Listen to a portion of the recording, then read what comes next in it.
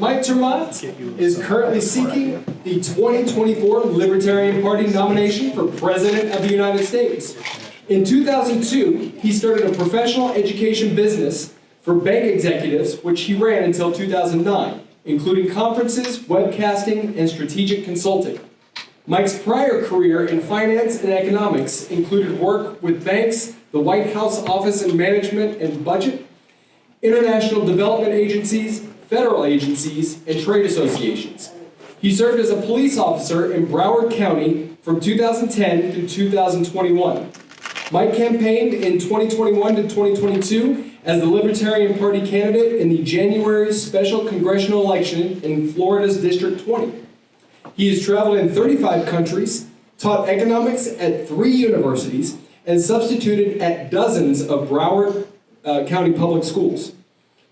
As his website explains, Mike, quote, has 1 wife, 2 kids, 2 stepdaughters, 2 dogs, and 1 truck, a BS in aeronautical engineering, and an MBA from Rensselaer Polytechnic Institute, and MS and PhD degrees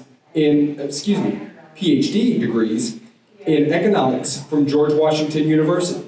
You can learn more about Mike, his campaign, and positions on issues by visiting his website, which is listed in your program. But right now, give it over to Mr. Mike Termont. Thank you. I apologize, you're never getting that 2 minutes back, which is really too bad. If that was the worst 2 minutes of your day, you're not doing too bad, and I suspect that it probably will be. Look, I'm going to use the microphone because I've lost a little bit of my voice and because I'm told that the computer doesn't pick it up otherwise.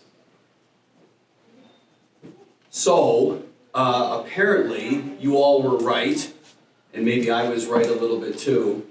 Your government did take your money forcibly under the threat of violence and use it to develop an industrial military complex that blew up a pipeline in the Baltic Sea, which would have been considered an act of war not that long ago against the nation of Germany.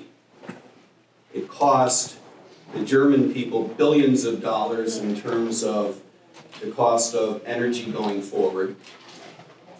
Interestingly, it raised a lot of money for the Russian Republic, which apparently runs counter to what the explicit foreign objective is of the White House. It cost a lot of money to a multinational company that actually owns the pipeline. So there's a lot of ethical problems with it, and I would argue that that's not the most important thing about that weird story. Put a pin in that. Apparently, it's also true that your government, our government, the government, the United States government, took money from you and from me, again, forcibly and under threat of violence, mixed it with a bunch of other money from around the world, ran it through an international agency, put some of it in a laboratory in Wuhan, China, used it to boost research that the government says is not gain of function, quote unquote, but is something sufficiently similar that it did help the laboratory develop the virus that eventually accidentally, I hope, accidentally escaped from the lab, killed several million people around the world, and your government decided that all of this was not important for you to know. Apparently, there are certain individuals inside the government that suspected this was always the case, and there may be individuals inside the federal government who knew that this was always the case and didn't feel like it was important for you to know or important for it to be discussed around the world. And I would argue that as horrible as all that is, that's not the most important part of that story either. Put a pin in that. I would argue that the most important parts of these two stories that seem like they have nothing to do with each other is that they have everything to do with each other. That where they intersect is what really matters. That your government does not operate in the light. It operates in the shadows. Your government draws a bright line distinction between what it will admit in the short run and what its objectives are in the long run. Having said all that, I don't know if anyone is quite angry enough yet for me to start my talk. So let me delay my talk just a little bit more. That was not part of it, of course. Notwithstanding the unfortunate 2 minutes that you were subjected to, let me just tell you something else. I moved to Washington in 1987 because I wanted to make the world a better place. Don't laugh, it was a more naive time. Seat of all power, the way to make the world a better place is to direct power in the right direction, right? So who wouldn't want to go to Washington in the 80s to make the world a better place? It seemed to make sense at the moment. A couple of things happened while I was there. In 1987, besides just enrolling in graduate school, in 1987 it came to light that in 85 and 86, Colonel Oliver North, for the youngsters here, rely on someone with gray hair at your table to explain it. Colonel North, working out of his basement office in the White House, sold arms to the Iranian regime, we'll explain it to her later, to raise money and pass that money on to anti-communist, anti-Sandinista rebels in Nicaragua, all of which was illegal, right? We can argue the ethics of it later, but just hold that thought for a moment. Dealing with the Iranian regime was illegal, selling the arms was illegal. He illegally brought the money back. He gave it to the anti-Sandinistas, was illegal. Lied to Congress about every single step of the way. Lied about who knew, lied about who didn't know. Put a pin in that just for a moment. The next year, 1988, a guy who would later become my boss's boss's boss's boss's boss's boss's boss's boss, President Bush, said at the Republican National Convention, people are going to ask me to raise taxes. I'm going to say no. They're going to come back and ask me again. And I'm going to say, read my lips, no new taxes. You remember that. Thanks for the giggle. Now at the time, and imagine you're a 27-year-old conservative economist just moved to Washington to make the world a better place. This sounds great, doesn't it? Sounds terrific. Went to work for the Office of Management and Budget, went to work for the White House for a couple of years. And what happens? He says basically, just kidding about the whole thing, right? Did agree to raise taxes. Wow, this is depressing. How depressing?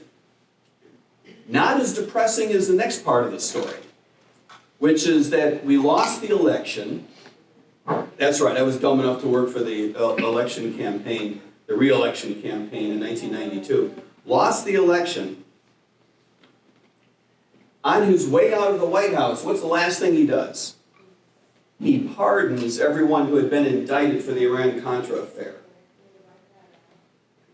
Now, you might argue about the ethics of that, but as it's revealed over the course of the next year, President Bush had been the vice president during those times.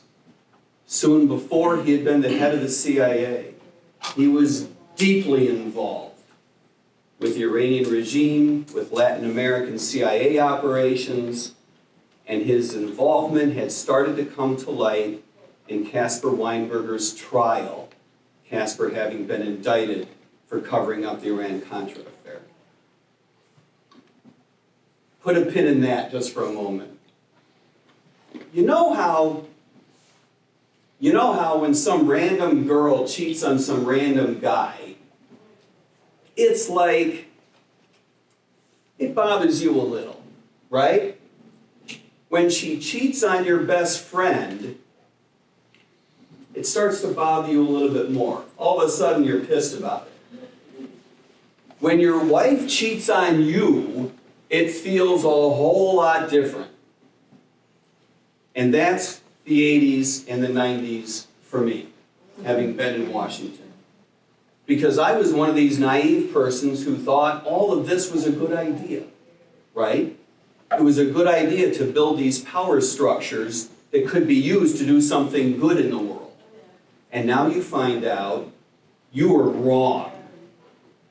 That it is true that politicians will grab as much power as they can, that they will pool resources to be used for their own interests and objectives. It turns out that that is true. And that's where today's talk has to begin. Maybe now we're pissed off enough. There was a guy who understood this, albeit a couple of hundred years earlier. I'm sure that you guys have been talking about the words that were, I believe, published in your program, perhaps. Tecumseh was a chieftain in the Shawnee tribe, the Shawnee Nation, whose family and nation had been run out of what we would call Ohio these days. He had been run out in the first decade of the 1800s and resettled in an area that we would now call Missouri. And he traveled to near the Gulf of Mexico to meet with the Choctaws and the Chickasaws, which were, of course, as every Oklahoman knows, later pushed this far west, right, and settled in what we now call Oklahoma. The reason that he made this trip to an area that we would now call Mississippi was to try to bring people together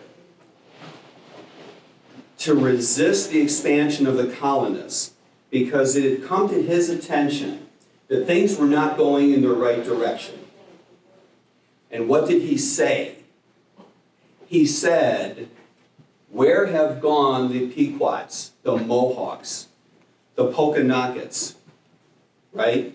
Where have these tribes gone? The Narragansetts." They were gone and everybody knew it. Now, for present purposes, I'll remind everyone that the Pequots were defeated in a war with the colonists who had developed an alliance with the Narragansetts. The Narragansetts were later defeated in a war against the colonists who had developed an alliance with the Mohegans. The Mohegans were later defeated in a war as well.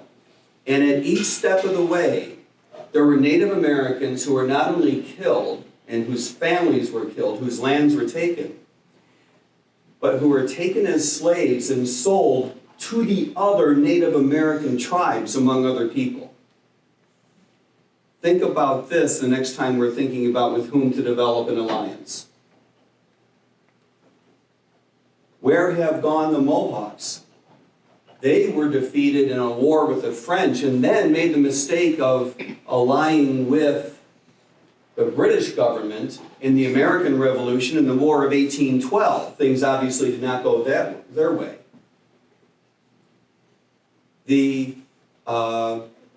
Pokanockets, who famously had a great relationship with the Pilgrims from Mayflower, just 50 years later were defeated in the King Philip War in 1675 and 1676. So much for friendship. These lessons Tecumseh understood. Not everyone that he was dealing with did understand. But what he said then could easily be just as correct as today. When he said, "Are we not being stripped day by day of the ancient liberties that we once had?" Just as true today as any other time. And somewhere, I'm sure, in your program, it's written what was a translation of what he said then, most famously.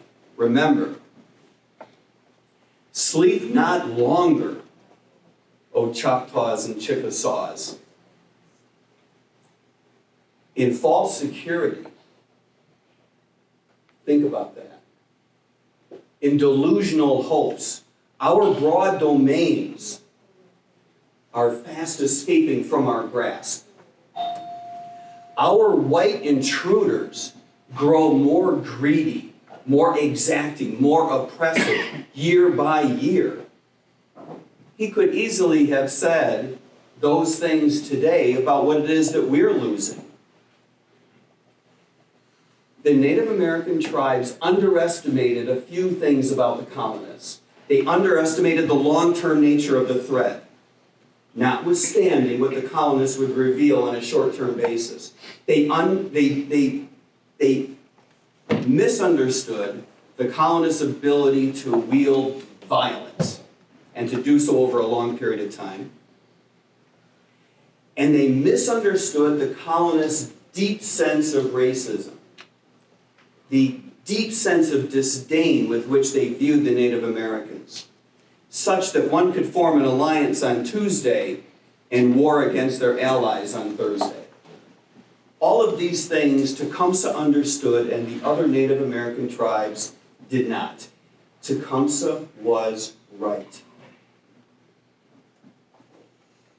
Put a pin in that, because now we really need to talk about what it is that we need to talk about and the reason that we're here.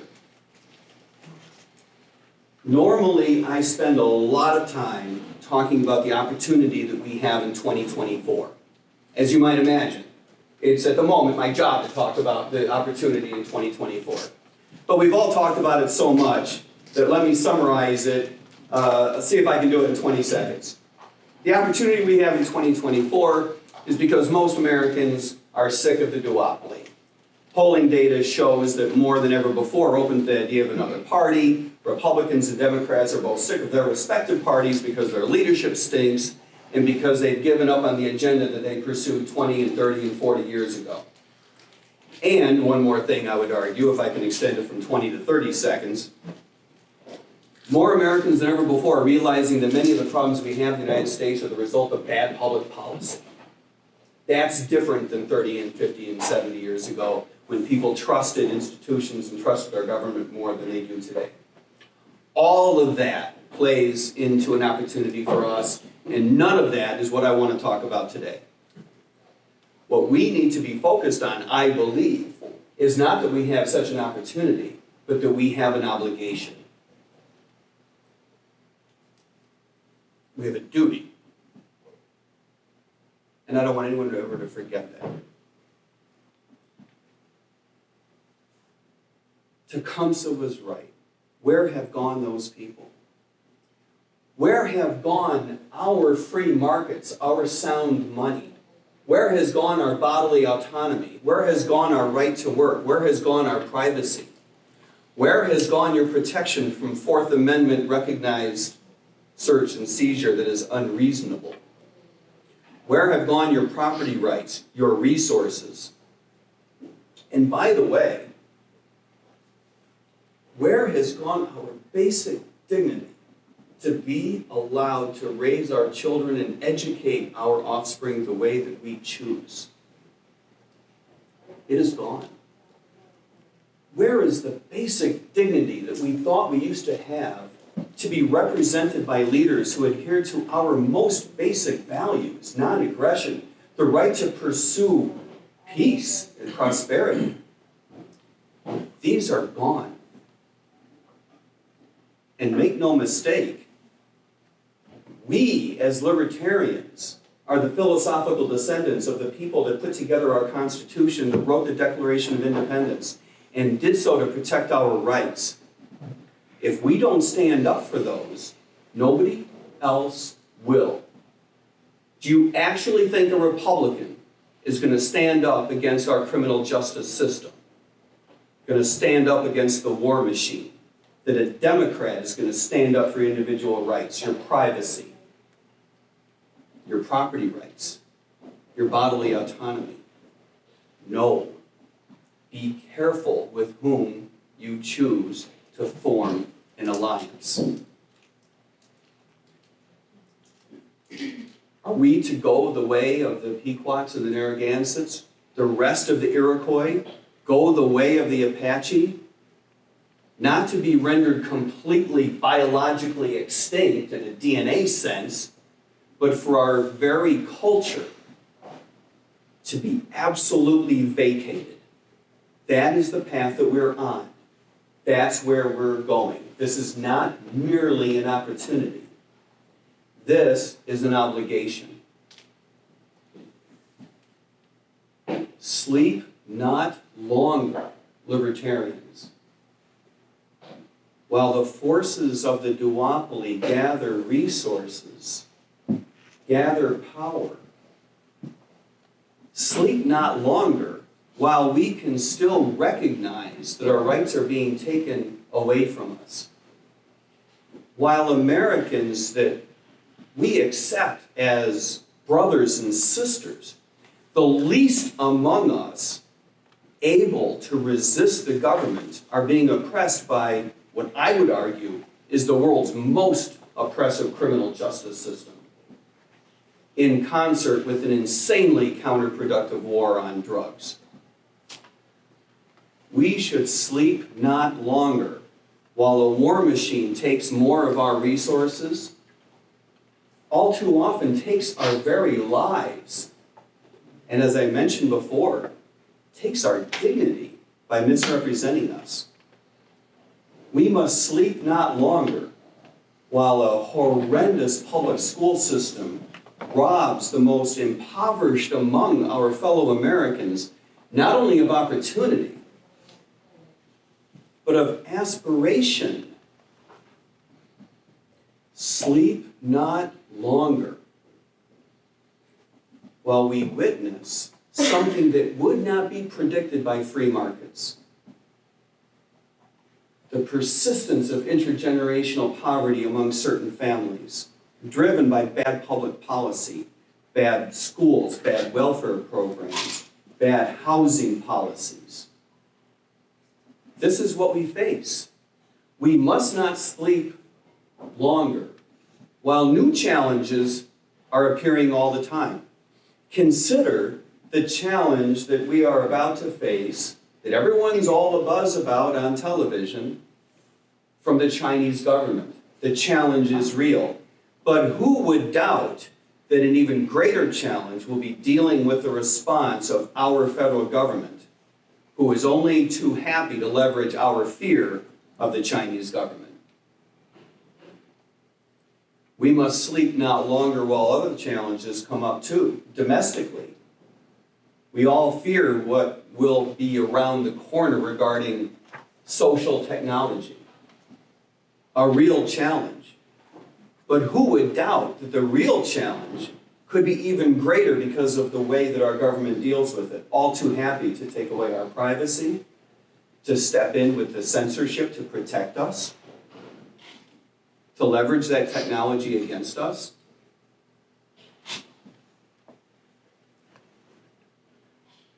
What about the challenge that is undoubtedly coming regarding climate change?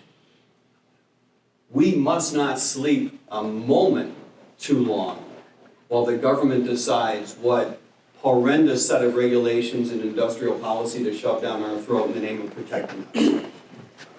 Whereas we as libertarians understand the amount of resources that need to be marshaled to deal with such things can only be efficiently allocated through the free market process. We must not sleep longer. Tecumseh was right.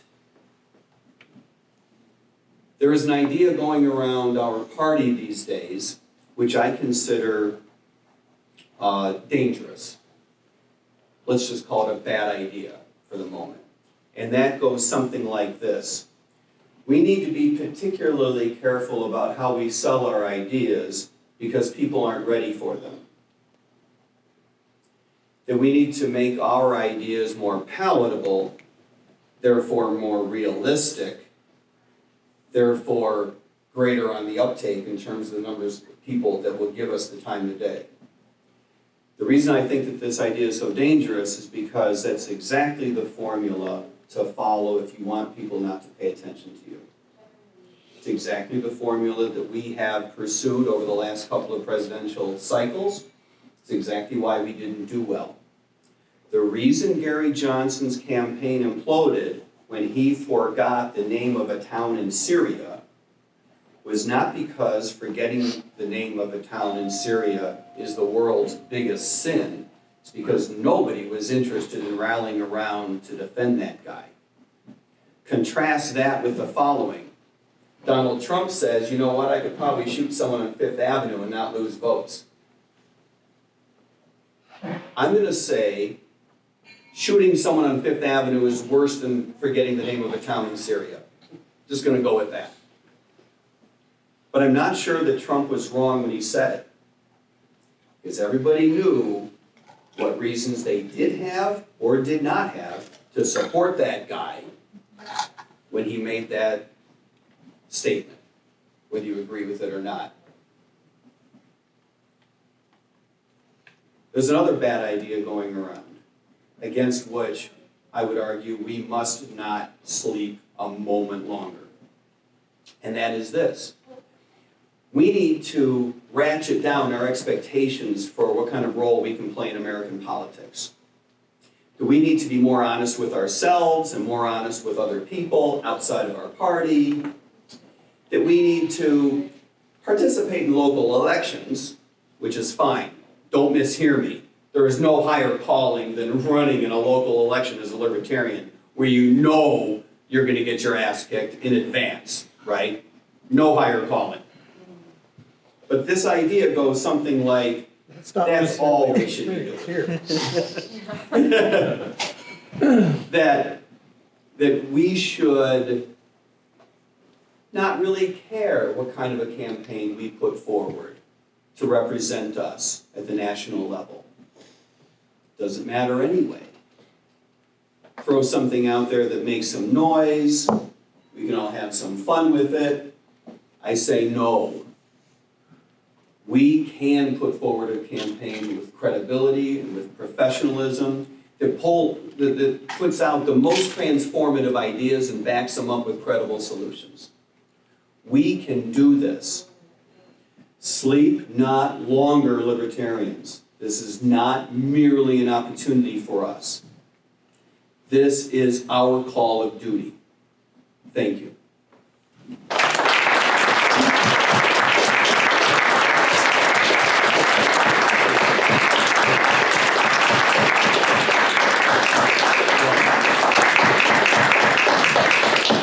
Do I understand correctly that there's someone that wants to talk about criminal justice reform? Was that, someone put that in my ear. Is that a true thing or a false thing? You've already been talking about it so much you don't want to hear about it anymore? I spend a lot of time talking about criminal justice reform because I'm a cop, because I retired from law enforcement about 1.5 years ago after 11 years. As a second career, obviously, I'm no spring chicken. All 11 years spent on the road. And I can tell you that there is a big difference between good policing and bad policing, and it's worth fighting for. I was lucky in the sense that I was with a good police department. We had a fairly good, not perfect, but a fairly good culture. I believe that the fight to improve police culture is the fight that we must have in the criminal justice system.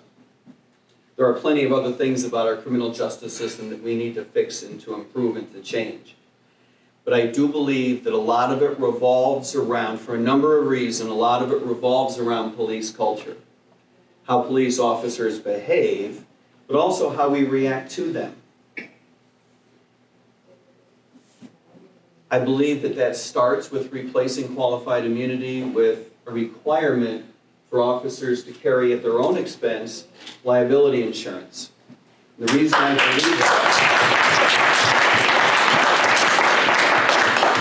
I believe that is not because qualified immunity affects so many cases. It doesn't. But because police officers think that it does. They think it's very important. Indeed, while I was a cop, I thought it was important.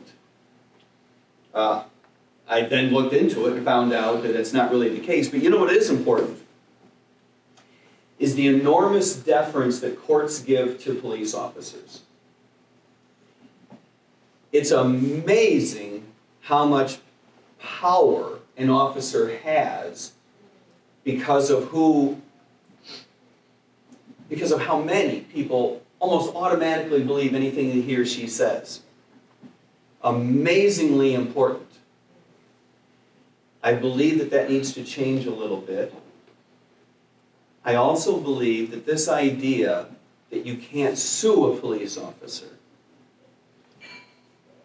which is not completely true, but there's this feeling out there that you can't, and the reason for that is because it's so difficult.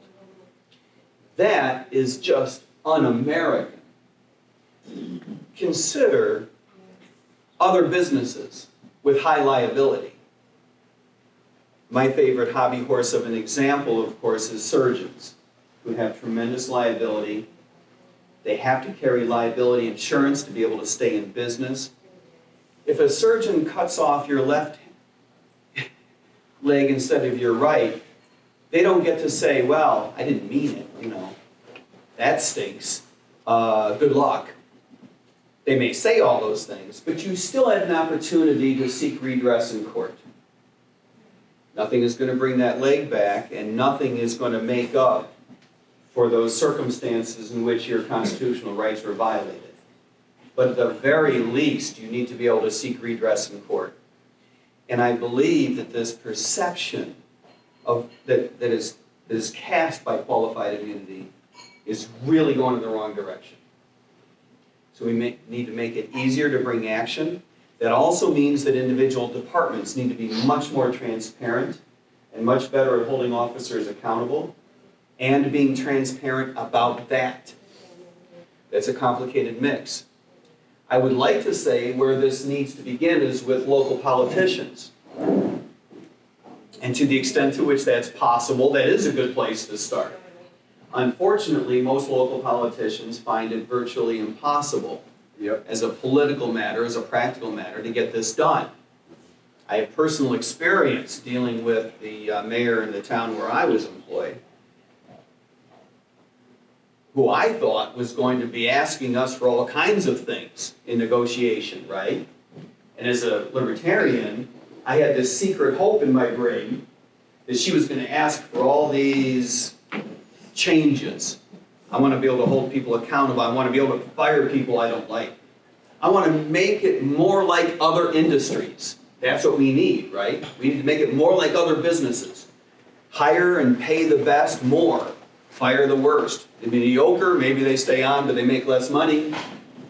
Be able to control the training, the hiring, the firing, all of that. I figured she was going to say, I want more control over everything. And all my guys were going to say, all the guys I worked with, they were all going to scream, right? They're going to say, oh boy, we can't have that. That sounds bad. And I'm going to say, hold on.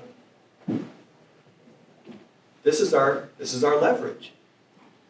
This is our path to getting the 7% raise we think we want, right? Let's make a deal. This is the secret plan I have in my head, right? This is how the negotiation goes. We want a 5% raise.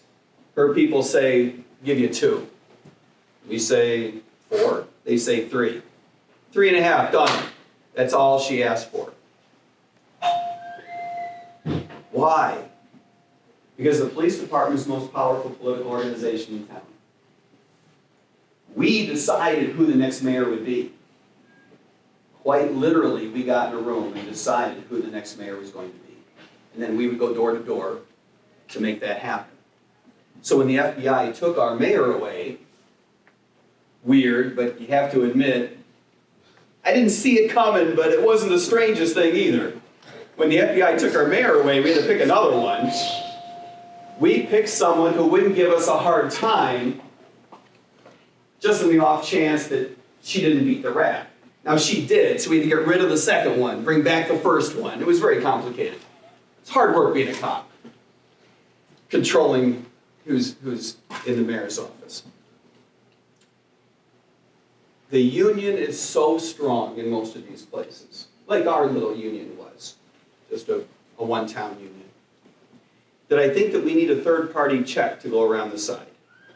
That's where the insurance company comes in. Because if you want your liability insurance, the insurance company is not putting up with the bullshit from the unions, right? We need all the information. We need every bit of information available on each and every officer. Everything from training and hiring, records, discipline, the whole enchilada, reviews, everything. That's how to get around the unions.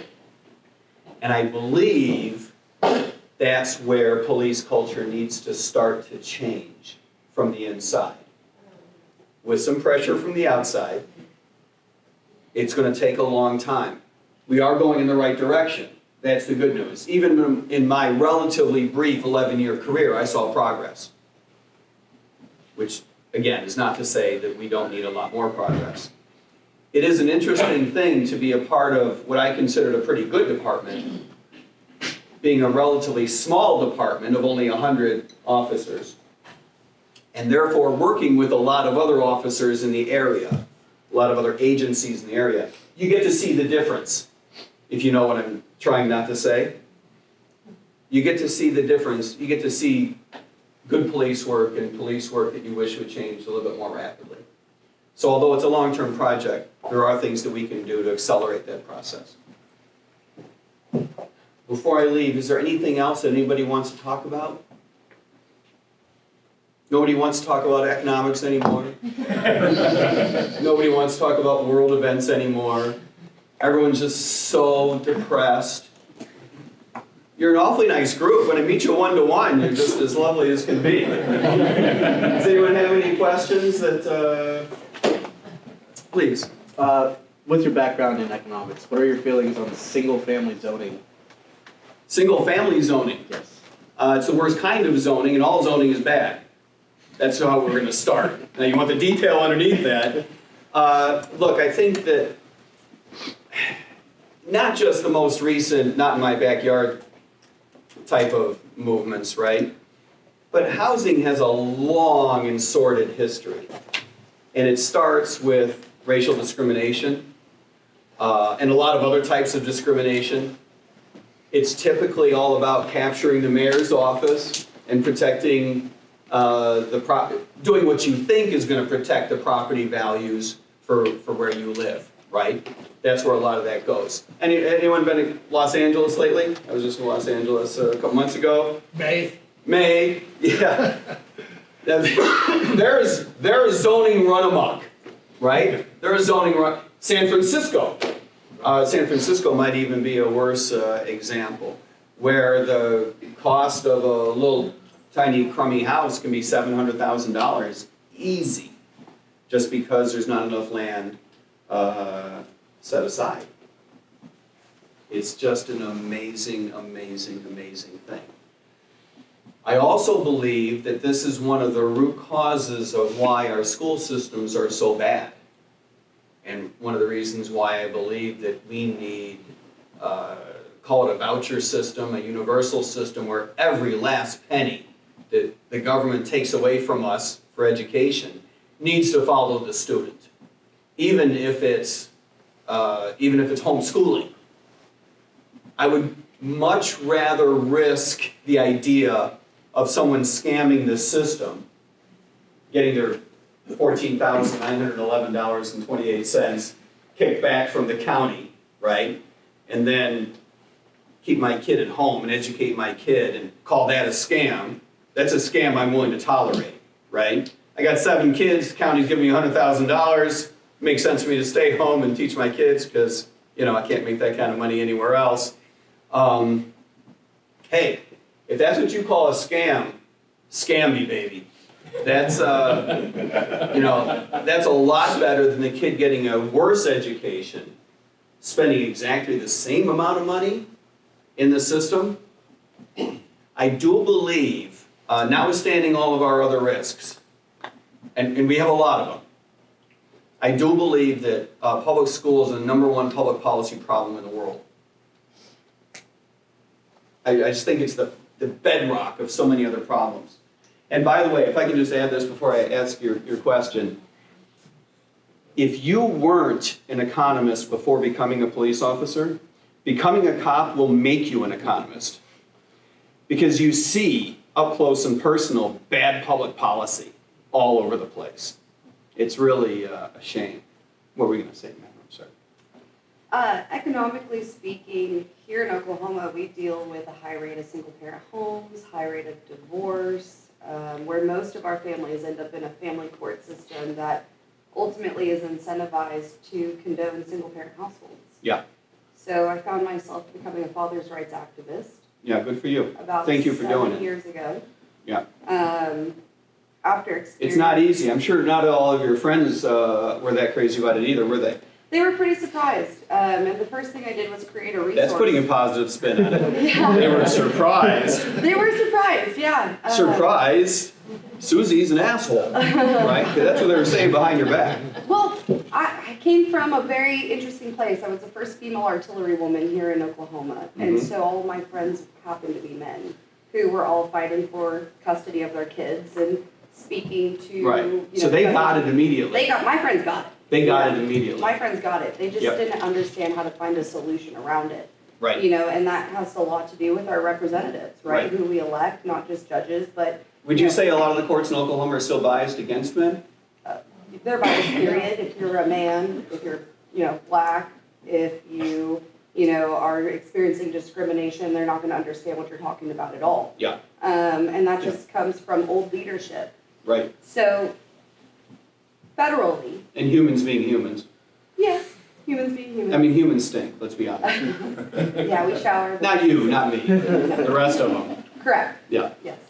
So, congressionally, 42 US Code, Yeah. 658A. All right, it's called the incentive payments to the states. And what that does is it allows our state to be incentivized off of our single parent households, which ultimately means our resources are not free. We must qualify for them. We must, you know, have these single parent households in order to get a Right. child. You have every incentive to keep generating as many of these as possible. Correct, And absolutely no incentive to do anything about it. correct. Right. So Oklahoma's, So we hope it's a cultural problem. well, it's also a tax problem. It's a huge right? tax It's problem. a huge economic problem. But from because an, it's how from our an state's economist's funded. point of view, I'm not done letting you ask your question. You're going to finish that question eventually. Okay, From an economist's point of view, we want to be able to say, it's a cultural problem, there's nothing we can do about it. I don't believe that's completely true, by the way. But we hope that it's a cultural problem in the sense that if it's not, we're doing a whole lot of harm to our culture. Mhm. And we don't know how much. During the 60s, you'll have to trust me on this one.